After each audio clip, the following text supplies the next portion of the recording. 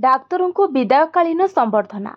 रायगढ़ जिला विषमकटक ब्लॉक साहाड़ा पंचायतर प्राथमिक स्वास्थ्य केन्द्र में कार्यरत थिबा डॉक्टर पार्थ सारथी बेहेरा विदाय समारोह आज साहाड़ा पंचायत में धूमधाम रे आयोजित हो जाइछे।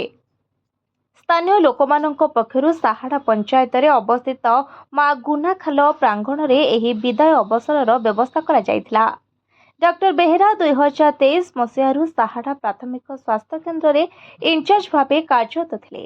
तांको सेवा समय से निस्वार्थ भावे रोगी माननकु सेवा प्रदान करी लोकमानंक भरोसा और स्नेह अर्जन करथिले। स्वास्थ्य केन्द्रर सुचारू परिचालना और जनसेवा प्रति तांकर अंगीकार को अंचलवासी माने उच्च स्थिति करथिले। तेज वर्तमान डॉक्टर पार्थ सारथी बेहेरा बारिपदा मेडिकल महाविद्यालय पोस्ट ग्रेजुएशन अध्ययन पाई जाउथिबारु स्थानीय लोकमानंक मनरे मिश्र प्रतिक्रिया देखा जायथिला। समारोह रे तांकु पुष्पगुच्छ उपहार और उत्तरीय प्रदान करी सम्मानित करा जायथिला।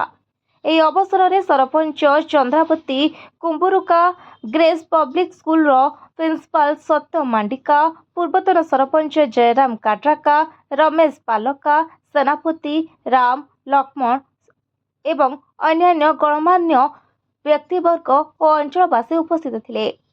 समस्ते डॉक्टर बेहेरा भविष्यत जीवन पाई शुभेच्छा जणाइथिले।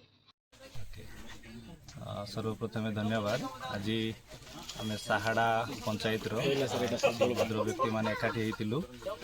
जेहेतु दीर्घ 2023 मसीहारू आम पाखरे डॉक्टर पार्थ सारथी बेहेरा से Sahada PHC neuro medical officer incharge भाव में काम करते।